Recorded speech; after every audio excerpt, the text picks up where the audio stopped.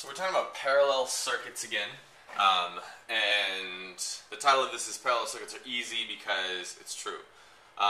When you're looking for current or voltage in a parallel circuit, it's really, really simple. It just looks like a bunch of complicated things, but essentially this battery pumps the same voltage through both of these sides.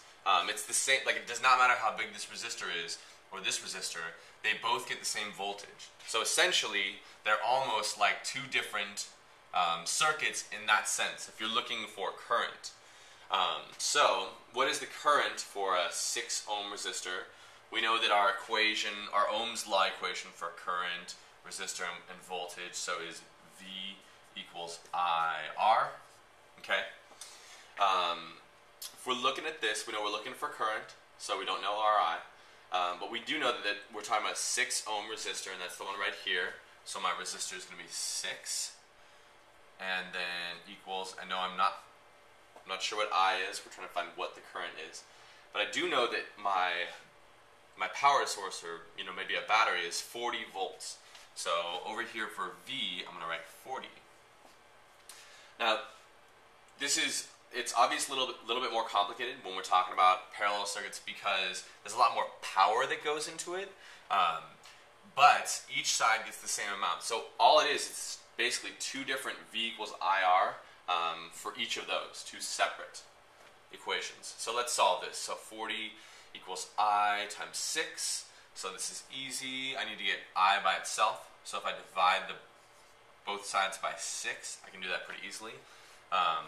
So we'll isolate the I, the 6's cancel out, so now I have I equals, and 40 divided by 6, so before I even get into this, I'm going to simplify it a little bit, so 40 over 6, so that's 40 over 6, and I'm going to divide the top and bottom by 2, because I know that's just going to make my life easier. So 40 divided by 2 is going to be 20 over, and now 6 divided by 2 is 3. Now that's way, way, way easier. You can probably do this in your head.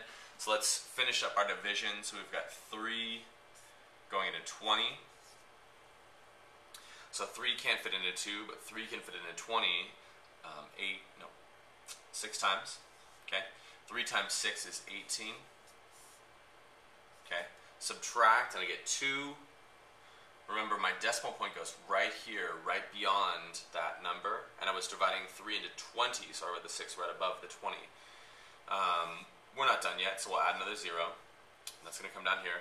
3 into 20 again, obviously, is going to be 6. And you can stop there and just write your repeating decimal line over that 6.6, because that's going to go on forever.